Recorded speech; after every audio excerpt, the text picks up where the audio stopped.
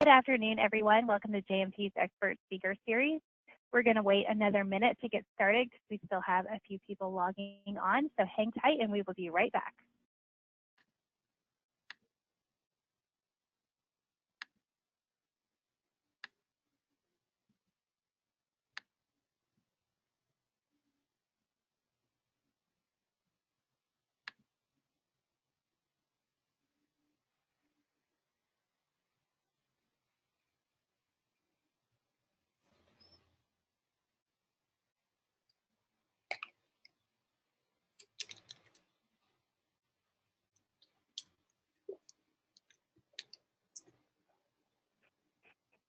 Okay, thank you again for joining JMT Consulting for our Expert Speaker Series. We're happy to have Joshua Peskay, Vice President of Technology Strategy at Roundtable, presenting today on What Now? Business Continuity and Disaster Recovery.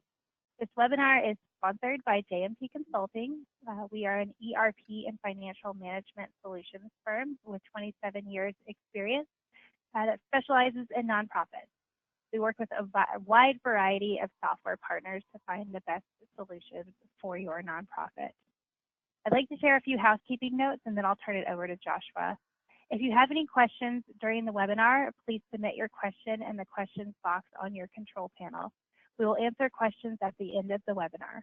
You will also receive a survey at the end of the webinar to tell us how we did today. Today's webinar will be recorded and emailed to you along with the slides tomorrow. Finally, I'd like to introduce Joshua Peskay. Joshua has a proven track record for planning, implementing, and supporting a wide range of successful technology solutions for nonprofits. Of late, Joshua has been focusing on cybersecurity in the nonprofit sector, working with at-risk organizations to address digital security challenge and providing cybersecurity training and awareness programs to thousands of nonprofit personnel. We're happy to have him with us today, and with that, I'll hand it over to Joshua.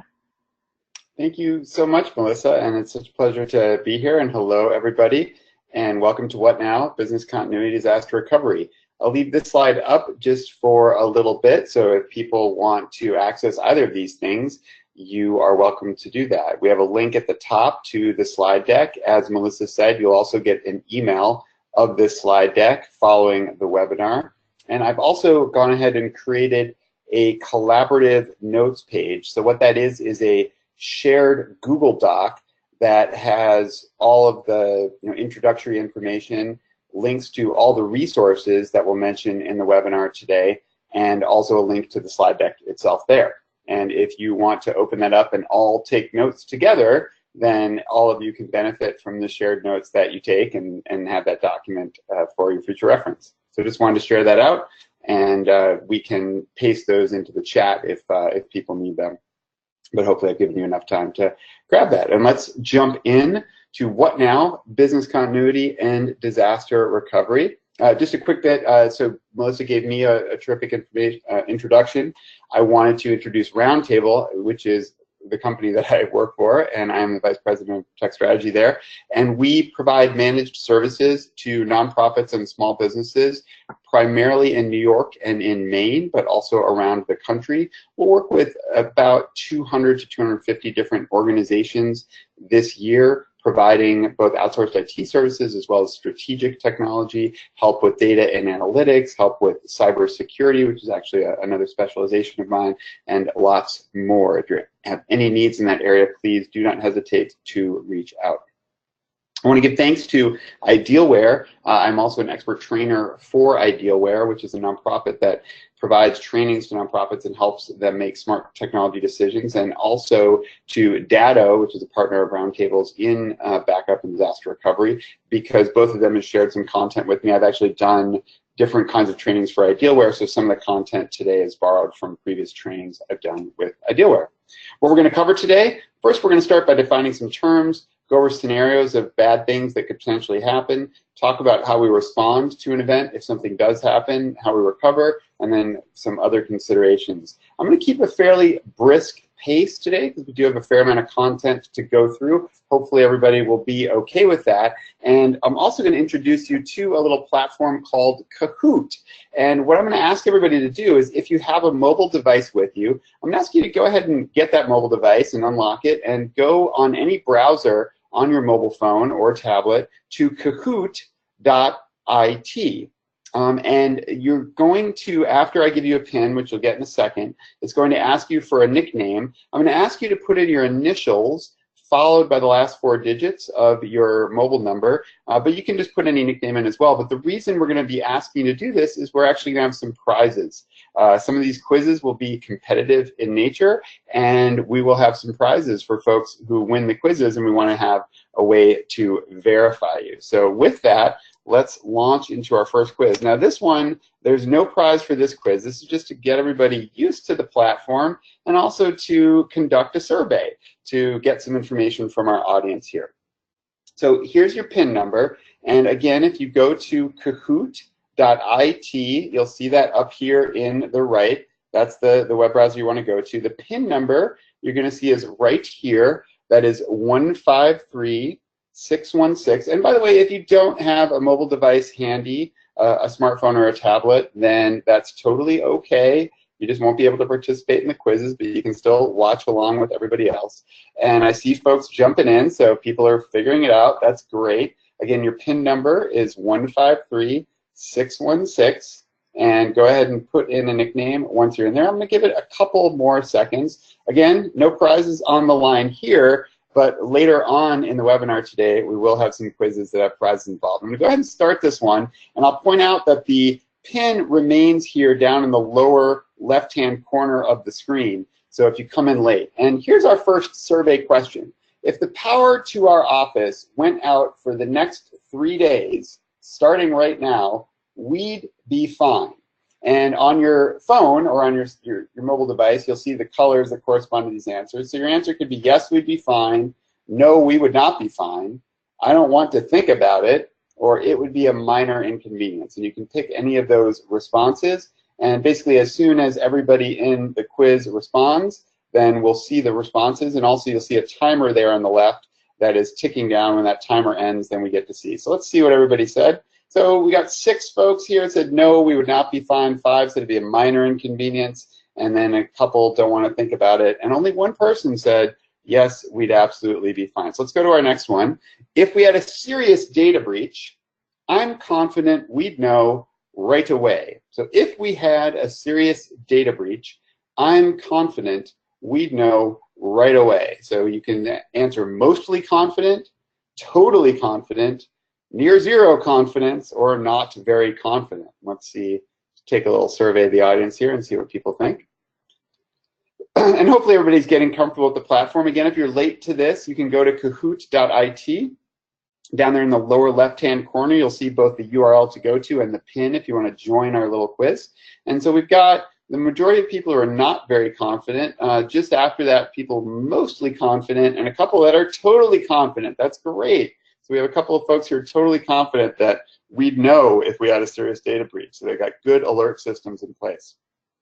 Our last question here. If someone accidentally deleted all our data, it would take about this long to restore things. And again, we've got the I don't want to think about it. We've got it would take less than a day to restore things. We've got it would take, I have no idea how long it would take, or it would take a few hours at most to restore things. And let's see what people have as an answer to this. And everybody's doing great, by the way. I see people are getting the hang of the quiz platform quickly and getting the hang of it, so that's terrific. And again, if you're late to the webinar, you'll have more chances at this later, so don't panic.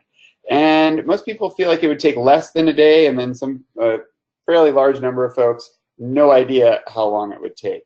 All right, and thank you so much, everybody, for participating in that. So let's get back to our webinar, and let's truck along. Thanks, everybody. So hopefully that was fun. We'll have that. We'll have 3 more chances, 3 more quizzes. So let's start by defining some terms very quickly. One thing that I've found, and I've got about 25 years working in the nonprofit sector providing technology services, and I've probably talked to about 1,000 executive directors, presidents, CEOs, et cetera. And what I found, and if there's any executives in this audience today, I apologize if this is insulting in any way. It's not meant to be. But that executives hear the word backup, and to them it kind of means all of these things, meaning they assume that means business continuity or high availability, which is what the HA stands for, or disaster recovery, which is what the DR stands for. RTO, by the way, we're going to get to, so don't worry if you don't know what that means. And one thing I really want to get across today in this webinar is the idea that these are really meaningfully different things. And having backups of data means that your data is protected from being lost forever, but it still means you could have hours or days or even weeks of downtime if critical systems go offline or if data gets deleted, depending on what your backup system is like and what kind of plan you have to restore systems. So the difference between having a backup of something versus having a business continuity plan versus having high availability of a system are very significantly different things. And it's important to understand that and have these conversations and understandings before there's some downtime incident that surprises people and your server fails and you say, well, it's going to take us a couple of days before we're up and running, and your executive director says, but I thought we had backups. Why aren't we up and running already? That's the conversation you'd like to have before the things are actually down. Backups are important to protect one element of information that we care about, and there's not a clear distinction sometimes between where cybersecurity, which I spend a lot of time doing, ends, and where kind of business continuity and disaster recovery begins.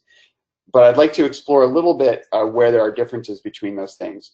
When we deal with cybersecurity, we look at information in three specific ways: confidentiality, integrity, and availability, which one can think about from the easy acronym CIA.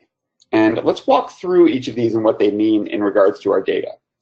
When we're thinking about the confidentiality of data, for example, email, what we're asking is how bad it would be if that information was exposed to an unauthorized party, if we had a data breach, if that information was available to people who weren't supposed to get it.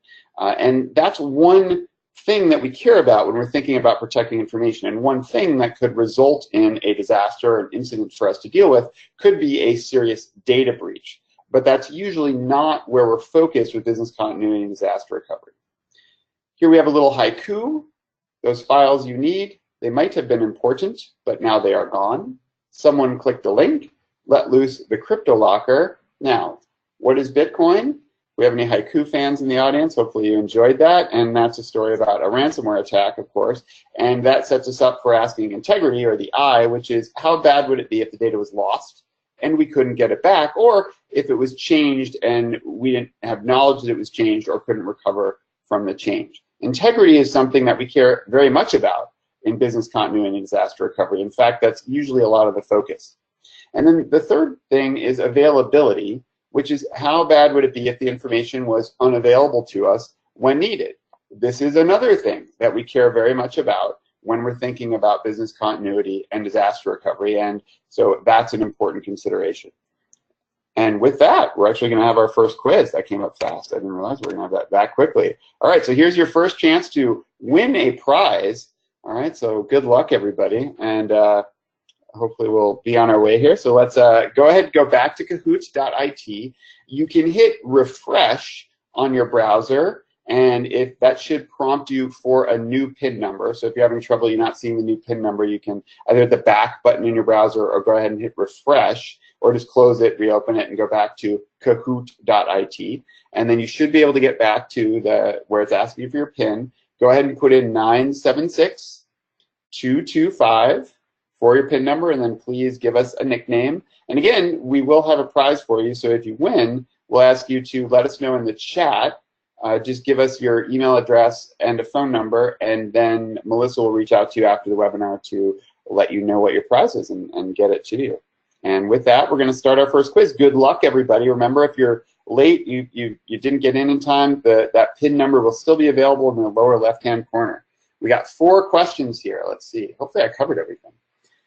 Backups, business continuity, high availability, and disaster recovery are all basically the same thing. Is that true, or is that false? You've got 20 seconds to provide an answer here. We're ticking down, 14, 13, 12.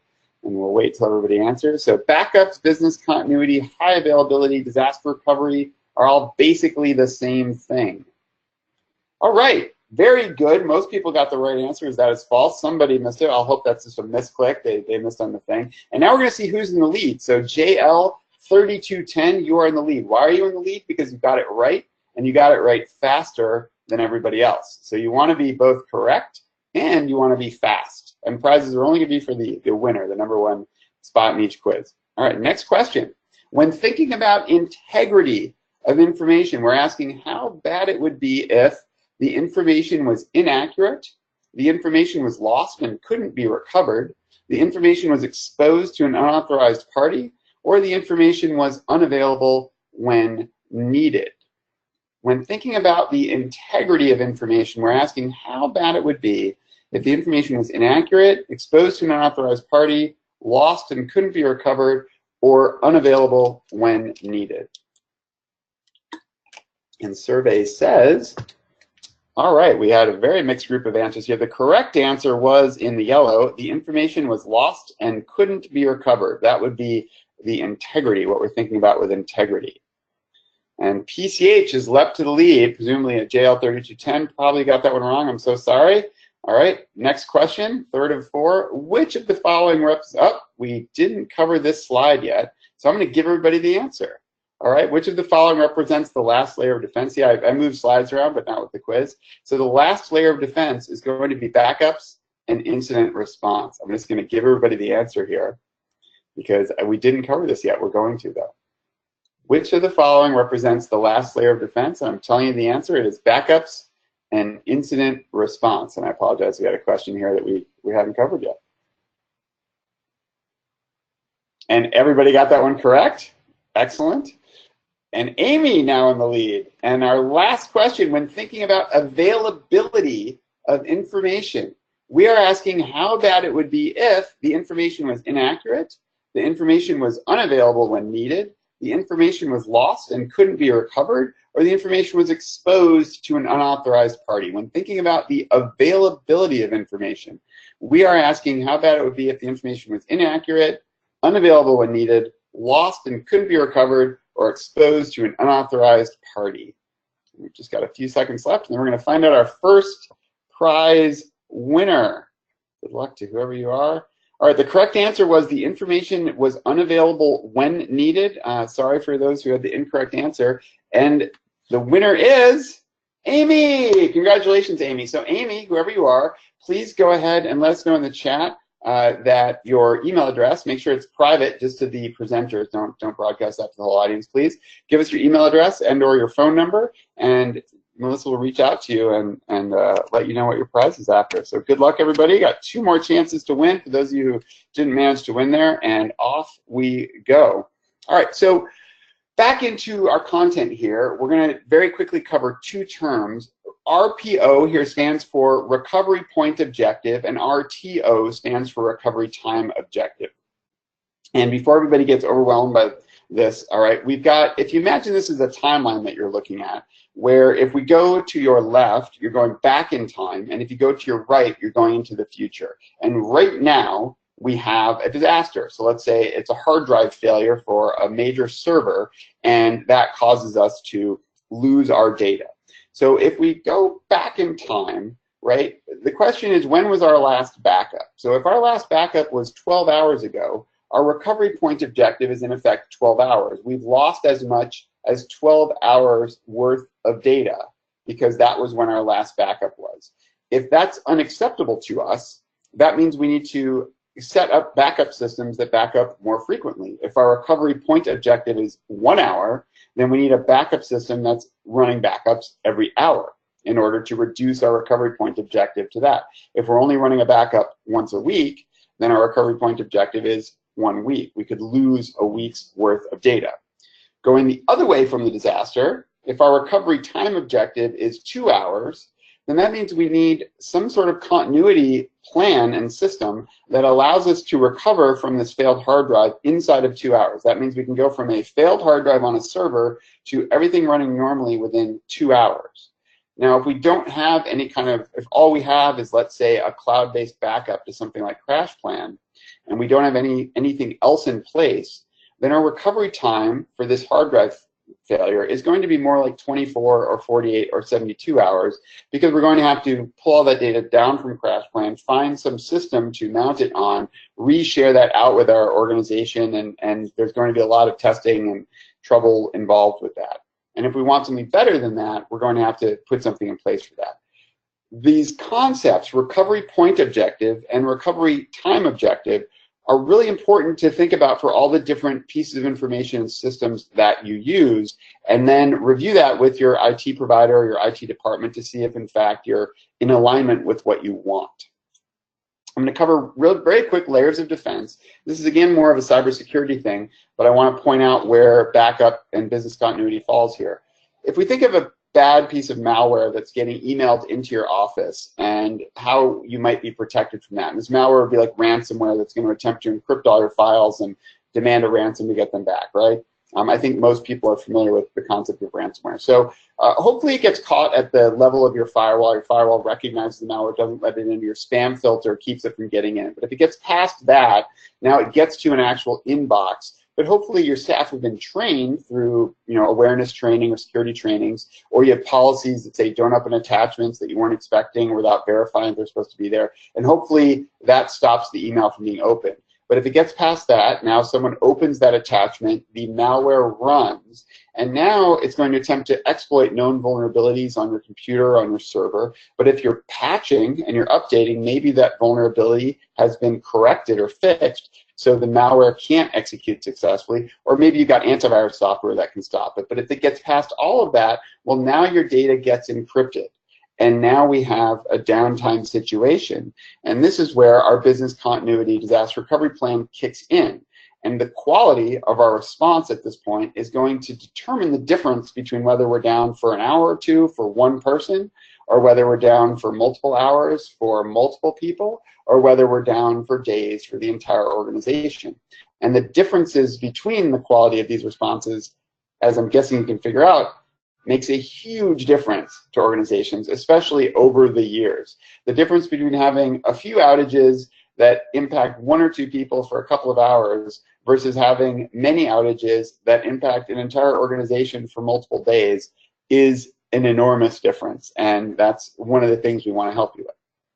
So let's have a disaster. We're going to go ahead and show you a little tool we have here on our website. And so this is available via the Roundtable website. You can just go, I've got a link in the slide deck that I'll show you. And we can actually kind of try to figure out how much downtime is going to cost us. So I'm going to go ahead and say our recovery time objective for my organization is 2 hours. I can put that in for my data.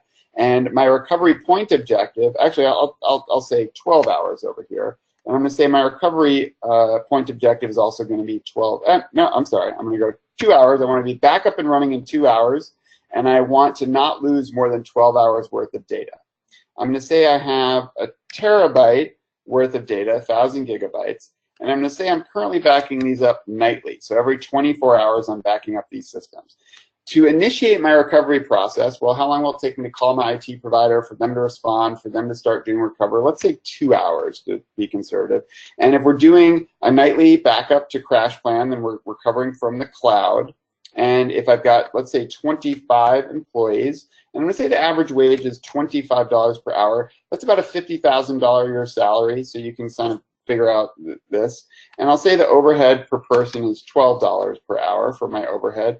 And I'll say we're losing about $25 of revenue per hour because of the lost productivity of the employees and things like that. And we're going to go ahead and hit calculate.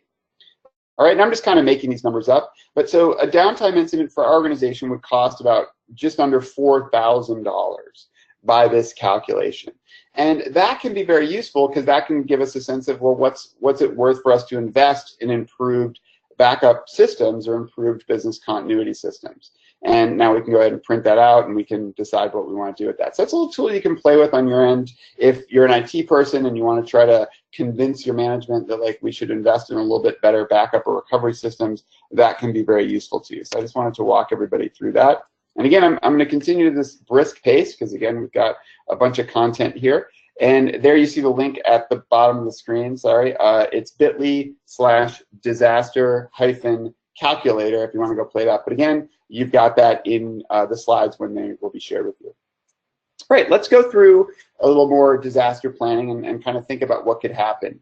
And I want to start this by saying that we don't like to think about bad things happening.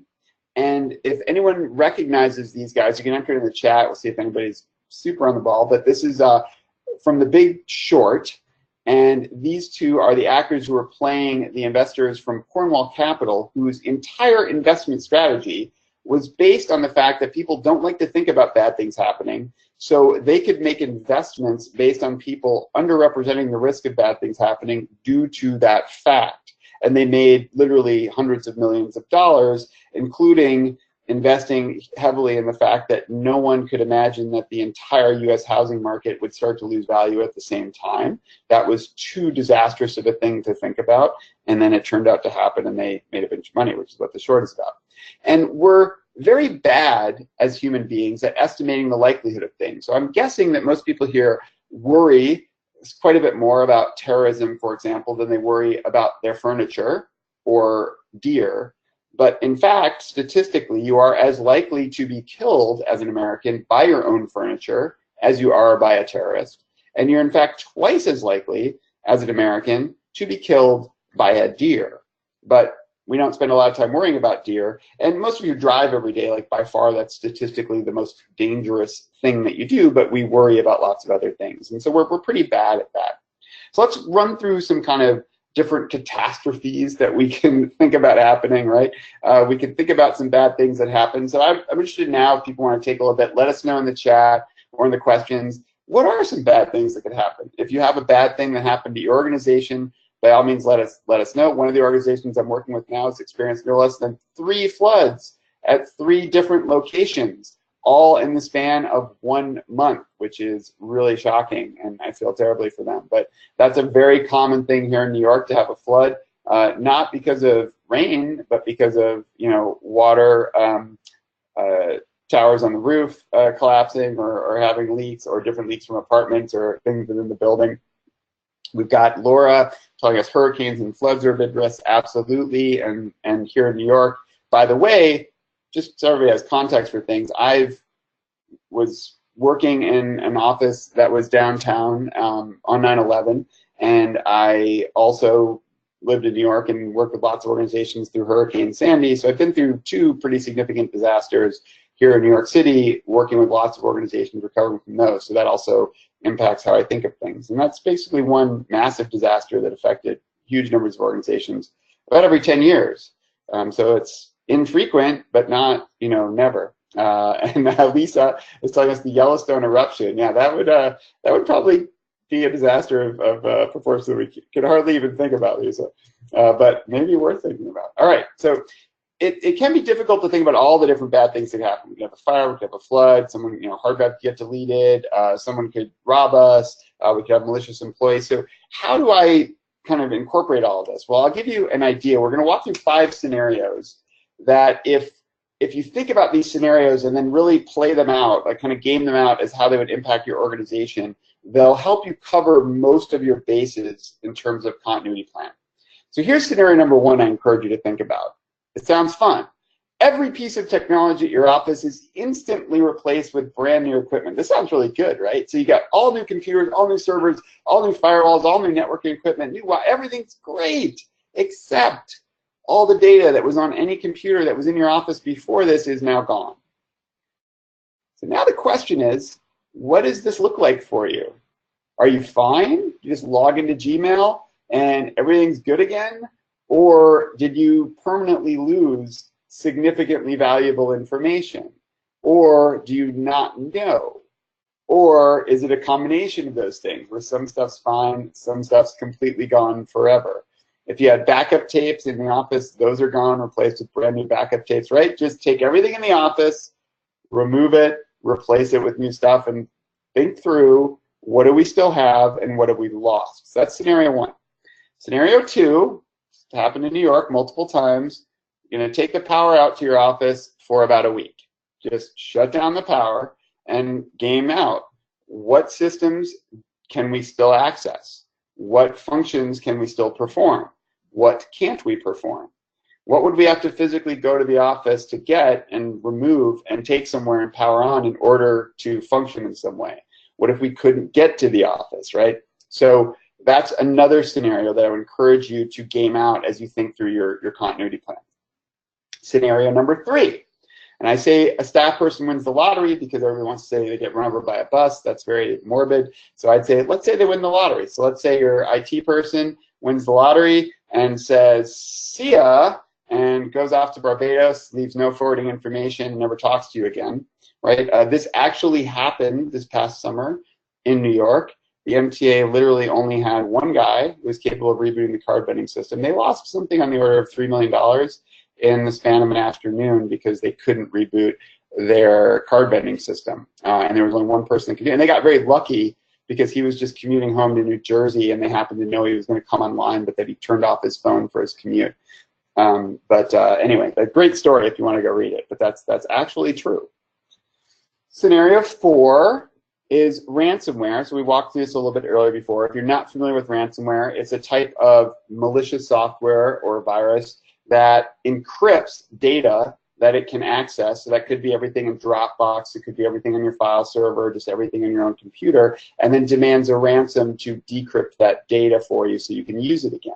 If you don't have a backup and can't recover from that in some quick way, and also can't clean your systems and contain the ransomware so that it doesn't spread to other systems, then this is going to be very disruptive for you. So this is to kind of cover the how well can we respond and contain an incident, as well as how can we recover. So that's scenario 4.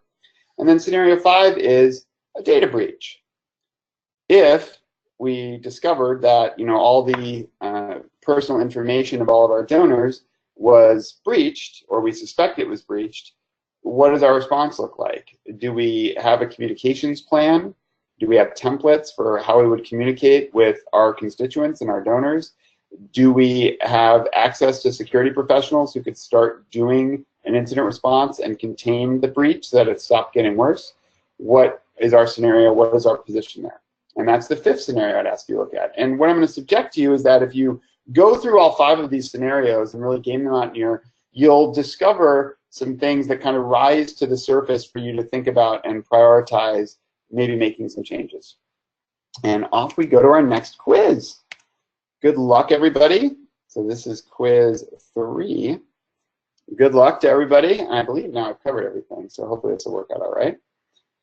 And everyone's again going to go to kahoot.it. Again, if you need to refresh to see the PIN number, just hit refresh in your browser or just close it, reopen it, whatever you got to do. Your PIN number is 375462. I'm just going to get a check for where we're at. Oh, we're doing all right. Melissa, we're doing all right on time. I think just so everybody knows, we're probably going to go right up to 3 o'clock with the content. So the Q&A, you'll probably have to stay a little late for that. That's certainly fine by me. I'll stay. But just letting you know, if you do have questions, by all means, bring in the questions. Have them coming. But we'll probably wait till the end for those. And I think we will be able to end this right about on time, which is great. And let's go ahead and start this quiz. Good luck, everybody. All right, we've got 4 questions on this one. Recovery point objective represents how much data you wish to recover, how quickly you want to be able to recover your data, the maximum data loss in time you are willing to tolerate, the specific point in time you want to restore data from. And I'm realizing these are kind of hard. Like for people that just came for a free webinar, you're getting quizzed. It's a pretty difficult question. So, but it's very useful for me to see how much are people, kind of getting this content, able to absorb it, and we'll see.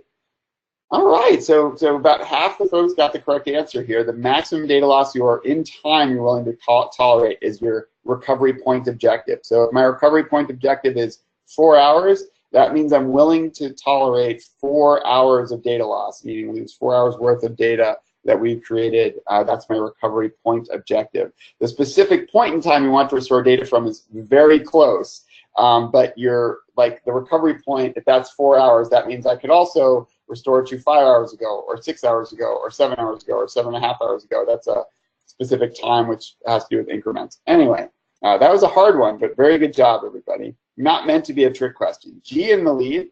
Recovery time objective, RTO, represents how far back in time you wish to recover from, how much time it will take to start the recovery, the amount of time before systems are completely recovered, or how much time it takes to complete a backup. Recovery time objective, how far back in time you wish to recover from, how much time will it take to start the recovery, the amount of time before systems are completely recovered, or how much time it takes to complete a backup. Let's see how people do on this one. I think this is a little less tricky.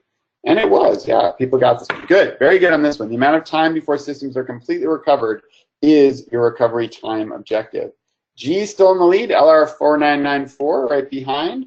Question number 3, a data breach would represent the biggest threat to this category of information. A data breach would represent the biggest threat to this category of information: responsibility, confidentiality, integrity, or availability. A data breach would represent the biggest threat to this category of information: responsibility, integrity, confidentiality, or availability.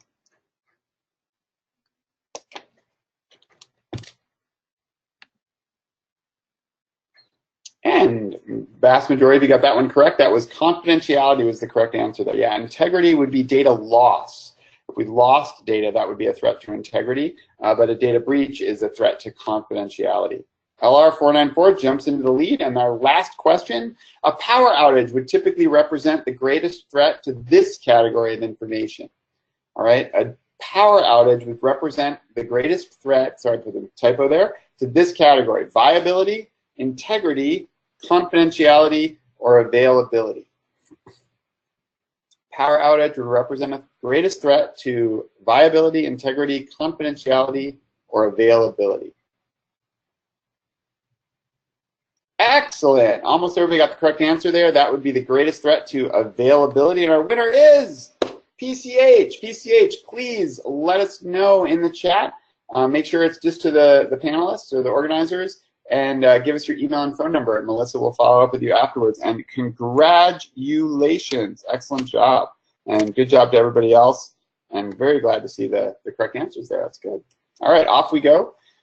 All right, so I'm going to give you an exercise that you should definitely go back and try at your organization, which is to make an inventory. This is one of the resources we have shared with you as a template for making a little data inventory. So you can kind of break down your information. So on the left hand in the information column, we say we've got our Salesforce, our email, our file shares, our website, a little description, a location. Where is this information kept? Salesforce is in the cloud. Our file server is in-house.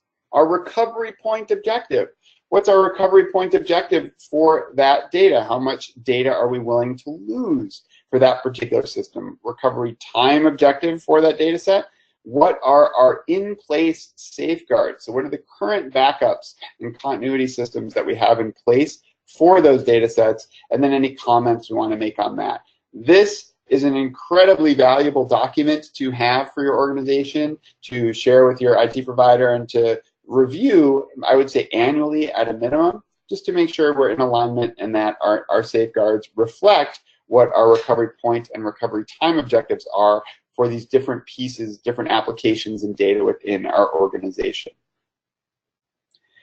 And let's talk about incident response, all right? So we're gonna talk a little bit about when something bad happens, what are we going to do? Hopefully we'll have a better disaster recovery plan than this fellow here. First thing that I'd like to point out, again, as someone who, two of the biggest disasters that I've gone through in my life that I've worked with many, many organizations recovering from were 9/11 and Hurricane Sandy.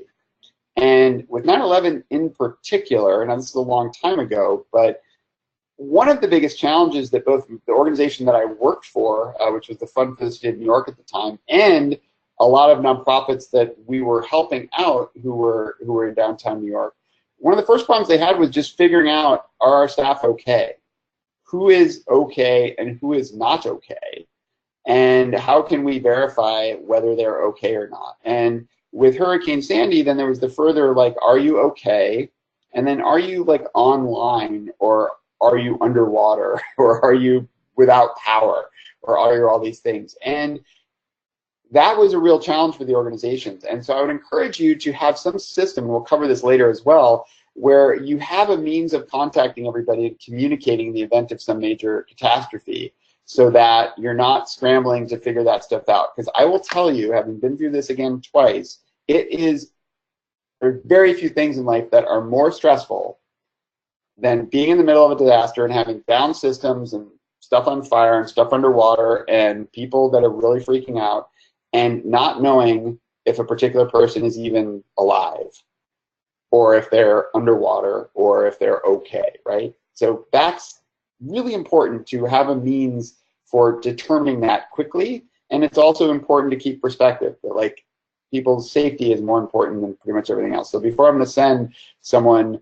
you know, into a flood zone to get a server out of a building, I'm going to make sure that that's a safe place for them to go, because their personal safety is more important than our business getting back online. So where to begin to create an incident response plan? I've got in the notes a phenomenal guide, which is called the Incident Responder, the Field Guide for Incident Responders, or the Incident Responders Field Guide. It's a terrific resource from an organization called Digital Guardian. It's something that I used a lot to kind of put together. I have a whole different webinar just on incident response for more cybersecurity folks, but there are basically 5 elements that you need to think about: defining, declaring, containing, communicating, and learning, and we're going to walk through them very quickly here. The first thing is to define what an incident is for your organization, because when we declare an incident, we're going to basically say a bunch of stuff's now going to happen, and we want to know what constitutes an incident that necessitates this declaration of an emergency. I'm sharing with you Roundtable, and I say 4 cases up there, but it's only 3. So an emergency is when any of these 3 things are true. So a work stoppage for an entire organization or a critical department. Okay, so if the whole organization is offline, we consider that an emergency. Obviously, if we're offline, we consider that an emergency. Or an entire department, like a finance department of one of our clients, is effectively offline because their finance server is down or something like that. That constitutes an emergency for us. The potential for significant financial loss for either us or for one of our clients, or a significant reputational risk to either us or to our clients. Those are the 3 things that for us constitute an emergency and then allow someone to declare an emergency within Roundtable, which triggers a bunch of things happening. But your organization is going to vary. So what's critical to Roundtable is not critical to you, and what's critical to you is not critical to someone else. So if we're a community theater in Oklahoma, let's say, what's critical to us, you know, in terms of a file server being down or our email being offline or the power being out to our office, well, that may be disruptive to us, but whether it constitutes a real emergency or the degree of emergency is really open to discussion for that organization. On the other hand, if you're a domestic violence shelter and you have a power outage or an email outage or a major system outage, well, there might be people whose lives are literally in danger because they can't communicate with you in order to get shelter for an evening or get an order of protection created or get somewhere safe for their kids to go. So the stakes become much higher depending on the services that you're providing and what systems you need to provide those services. And I can't answer that for any organization. I can help you think about it, and I've given you hopefully some framework to think about it, but that's something you have to decide. The next thing we want to know is, how will we know if something happens? So there are certain things, like, and I apologize, we're all going to have to look at Whitney for a long time, but there are certain things like a power outage that's pretty obvious, but there are other things like a data breach where most organizations have data breaches for months or years before they realize anything's wrong. How can you know? Well, you can make sure that you have alerts set up, especially online systems. All right, I'm going to back up just so we don't have to. Let's see. We'll look at this one. We'll come next. I just can't look at the Whitney for that long. But there are alert systems you can set up in Salesforce, in Dropbox, in G Suite, in Office 365. They have wonderful admin alerts where you can set up where, let's say, someone logs in from an IP address. I literally just got one of these yesterday. One of our employees is actually stuck in a foreign country because of our government shutdown, so they can't get back into our country at the moment. And so they logged into their G Suite in order to work, and it triggered an alert because now they logged in from an IP address in another country. And so we verified with them very quickly, hey, is this actually you logged in? He said, yeah, I'm stuck out here, so I'm going to do some work from from this foreign country. We're like, great. But those kinds of alerts can be hugely helpful to you to maybe getting a heads up that there's a breach. And we're not going to explore them all here for reasons of time, but I would encourage you to both look at all the alerts that you can set up in your online cloud-based systems, and also communicate to your staff that it's very important for them to notify you of anything suspicious or strange going on in the organization. So if they click on a link to something and something strange happens on their computer, you want very much for them to notify your IT personnel that something just happened. Third thing, all right, we're going to declare the incident. So we've defined what an incident is. We've figured out a way to be aware that an incident is happening. So now we're going to review that and say an incident is happening. Someone's declaring the incident's happened. The first thing that happens is we're going to gather our troops. We're going to organize the people that are responsible for responding to the incident. So we need IT people. We may need HR people. We may need communications people. We may need the executive director to let them know what's going on. We may need just someone to communicate and manage the incident response. You may need a lot of different people. It may take a village. You may need executive management, specialists. You may need general counsel. You may need PR, in addition to the technical resources. So be aware that there might be a lot of different personnel that you need to effectively respond to an incident. And for that reason, I would encourage you to build relationships before you need them. So we have clients who we haven't had a conversation with in a year, which, whether you call them a client or not, but maybe they did a project with us a year ago, but we don't know anything about them. We don't really have much relationship with them. And then they call us one day and they're in the middle of a disaster. And we have to play a lot of catch up to get information about what's going on with them. Whereas if you already have relationships with your IT resources, with your internet service provider, with your copier vendor, with your building management, with your insurance company, then and you have all these numbers handy, that makes this much easier to respond to this. The next step you want to do is contain. We want to stop the bad thing from happening. If it's a flood, we need to stop the water first. That's the first thing we need to do. In some cases, this is obvious. If it's a ransomware attack, we need to stop it from spreading to other computers. If it's a data breach, we need to stop the intruders, the people who've gotten the data, from getting more data and getting more data breach, right? So containing the incident and making sure that things aren't continuously getting worse, that's kind of your #1 priority once the incident is declared. After that, we now need to communicate. We've got this quote here from George Bernard Shaw: "Single biggest problem in communication is the illusion that has taken place." Communication is very hard, and this may seem a little bit immodest, but I'm going to put a quote from myself into the webinar. So this is me, and I'm going to say that the persons responsible for being on the front lines, so the technical resources or the person who are dealing with the incident, with the downed hard drive, with the flood, with whoever is doing that, they can't also be responsible for communicating about what's happening. And this actually cuts to Roundtable. One of the key elements of our incident response is once someone declares an emergency at Roundtable, one of our project management team, we have about 6 project managers at Roundtable, one of those PMs is assigned to that incident to handle communications with all stakeholders that are affected by that incident, because we don't want the engineers or other resources to have to be responsible for communicating with very stressed out executives who quite reasonably want to know what's going on. So the project manager takes that responsibility. I encourage everybody to have a similar system. And then hopefully we're able to, through this effective response, quickly contain, do everything, get things back to normal. And after things are back to normal, we want to do a retrospective rather, of our incident and say, well, let's complete an incident report. I have a template for that as well that is shared in the resources. And it's very short, by the way. It just has like 6 questions on it to help people walk through. We want to say, are there any other preventative measures that we would, have had in place? We want to obviously monitor post-incident, make sure things are in fact okay, there's nothing bad still happening. If we do need to make changes, we're going to get buy-in for them, and then update our incident response plan to reflect all of this. And I want to just go back for a second. I want to say, around making changes and identifying measures, I would encourage a little breathing room between when an incident happens and when you go about making changes. It's very easy to overreact immediately after a bad thing's happening and put in a lot of very expensive or disruptive, safeguards that maybe are a little bit unnecessary because of you're over-responding to the incident. So I don't encourage you to make a lot of really drastic changes to your environment right in the wake of a disaster. Give it a little bit of time, right, and review those recommendations, maybe a couple months later and see, do we still think these make sense? Just because I've seen organizations overreact in that way. All right, let's go through a couple of quick case studies. So this is an actual client of ours that we worked with, a legal services organization in New York, about 100 staff. They have 4 sites around the city, and they had a power outage.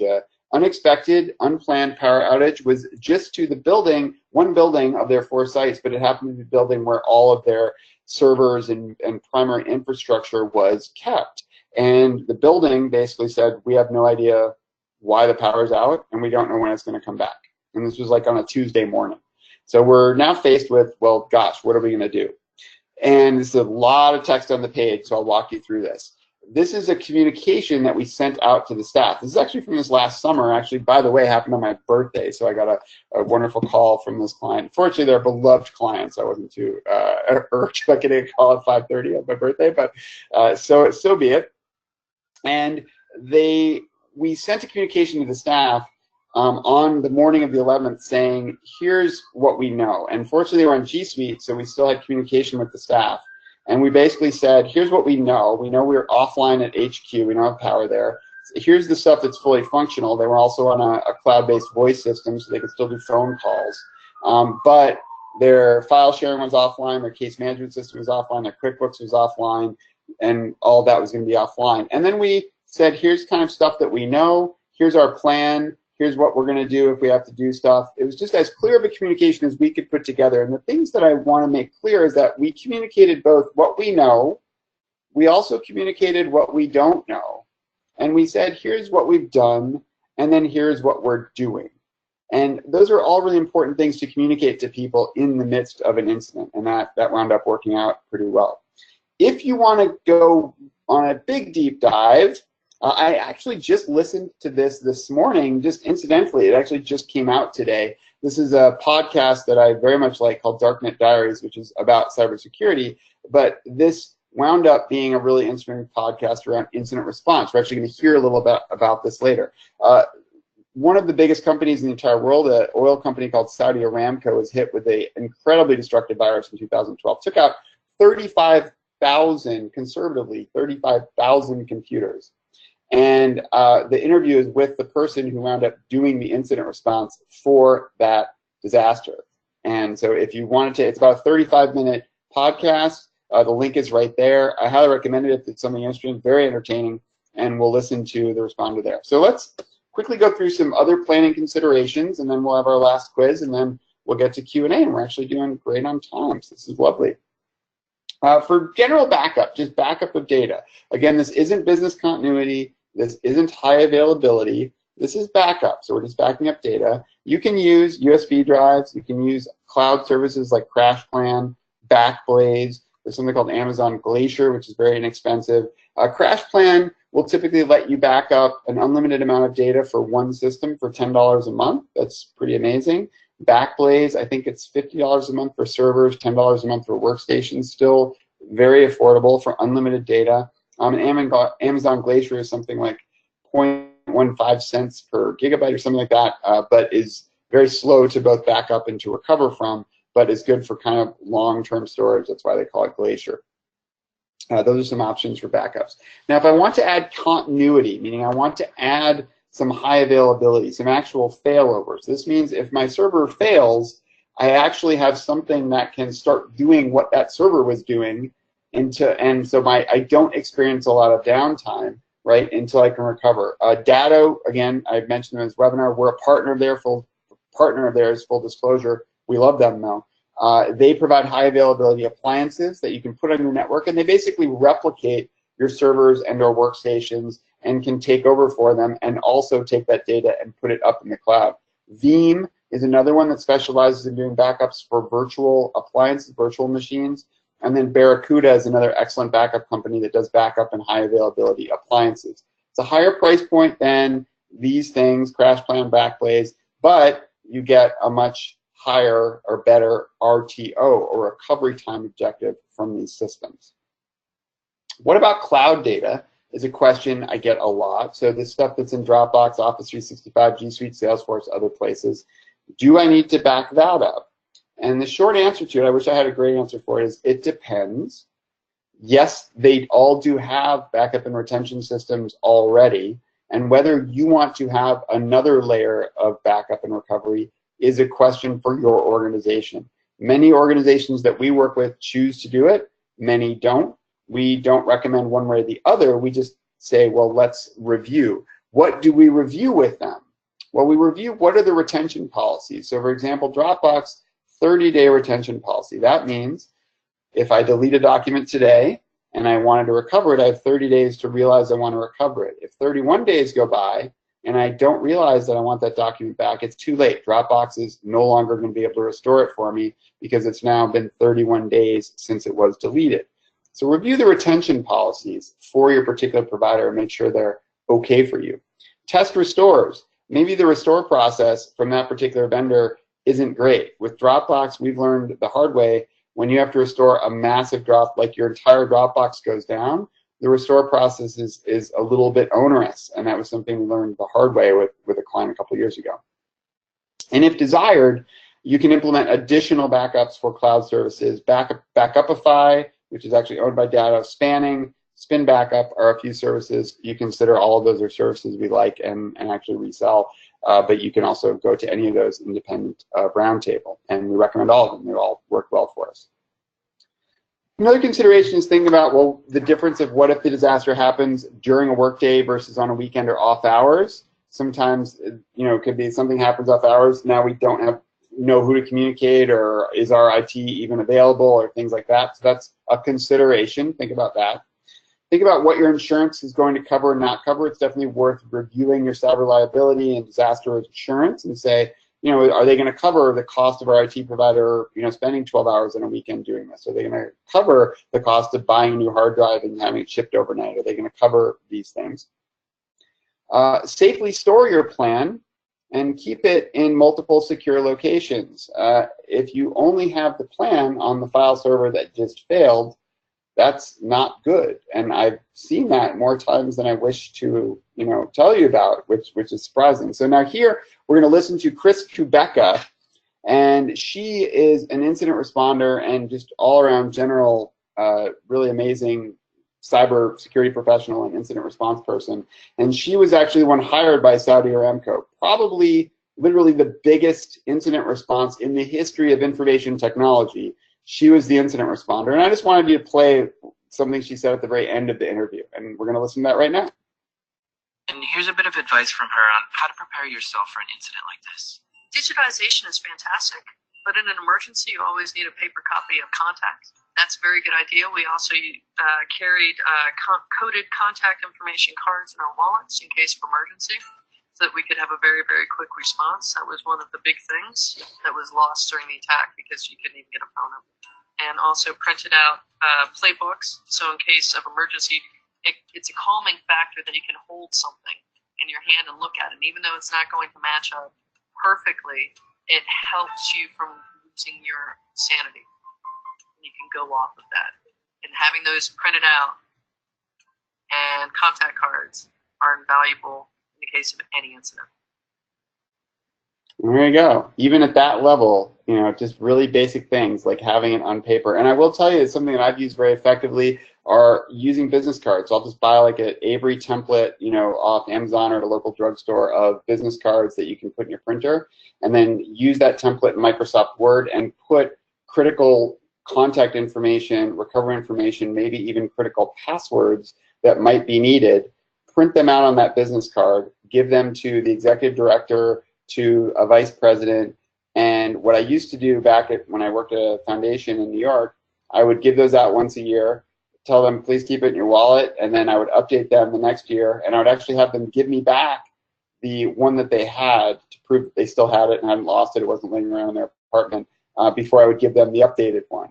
And that way we were sure that those were being kept securely, in their wallet and safe. So that's something that's really useful. And that way, if there was a disaster at that organization and I wasn't available, I won the lottery and moved off to Barbados, the executive director had the baseline critical information that she needed to get to our incident response plan, to access administrative things that she needed, and start the process with some professional. And that was hugely helpful. I recommend that. And with that, our last quiz. Good luck. We'll have one more winner. Good luck, everybody.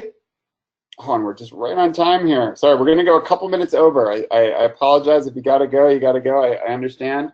Our PIN number is 558581. Melissa, I hope it's okay. We're going to run the quiz, and then we'll do Q&A. We're just like a minute or two over here, but hopefully folks are okay with that. That is effectively the end of the content, so it's just the quiz and then Q&A. So if you have to go, you're not going to miss anything except a chance to win a prize here on our last quiz. You're good to go.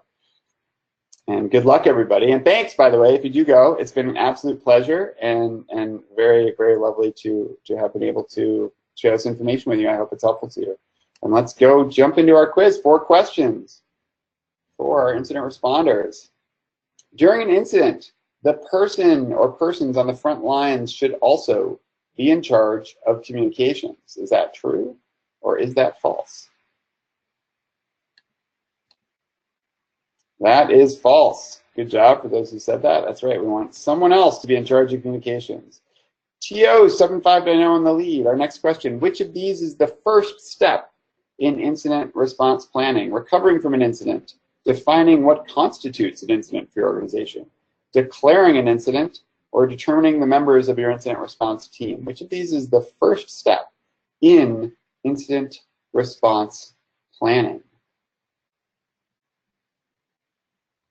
All right, most of you got the correct answer, which is defining what constitutes an incident for your organization. Declaring an incident might be the first step in the incident response, right? Although actually the first would be becoming aware that there is something going on. But defining what constitutes an incident is the first step in incident response planning. MM2088 now in the lead. Which of these are not part of incident response? Which of these are not part of incident response? Hurrying, communicating, learning, containing. Which of these are not part of incident response? Hurrying was not something that we mentioned at any point, I don't believe. And that's the correct answer. MM2088 in the lead. And our last question. The best time to implement major changes is immediately following a major incident.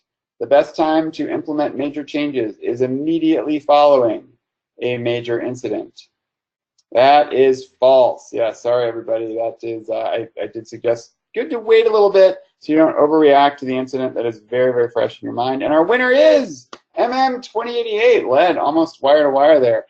Congratulations. And so MM2088, please do let us know your email address and or phone number in the chat. Make sure you send that just to the organizers, and Melissa will get you a prize after the webinar. Congratulations. And there are resources I mentioned. Again, those are in that link. And with that, our Q&A, and I'll actually leave it here so that you can look at that slide while we do the Q&A.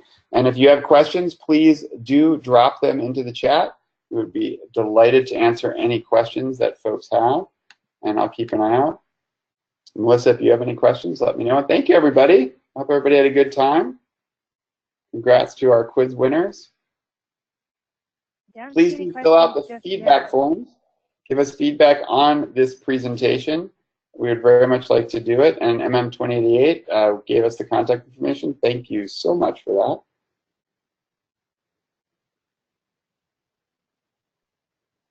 Melissa, did you have something? That sounded like I heard you on mute over there.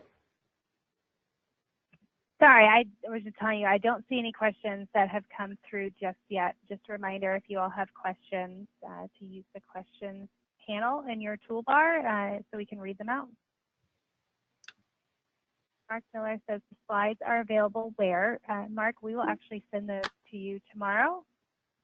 And I can also, do you mind if I drop the link in the chat? Sure. Melissa, yeah, I can get that. Thank you. Oh, I got to get in here. There we go. We'll give it just another few seconds, see if we have any other questions come in while people are getting the link. All right, so I will paste this in the chat for everybody. So there is the link to your slides. And then here is the link to those collaborative notes, which also has the link to all the resources. But the slides have the links to all the resources as well. And there everybody goes. Enjoy those. All right, well, Melissa, I guess we can wrap it up. No questions. Okay, let's do that. All right. Well, thank you everybody again for joining us today for our expert speaker series with Joshua Peskay. I'd like to thank him for his time. We hope you enjoyed the presentation and that you'll join us for future events and webinars. You can find out more about our upcoming webinars by visiting jmtconsulting.com and clicking on the events tab. That concludes our webinar, and we hope everyone has a great day. Thank you. Thank you.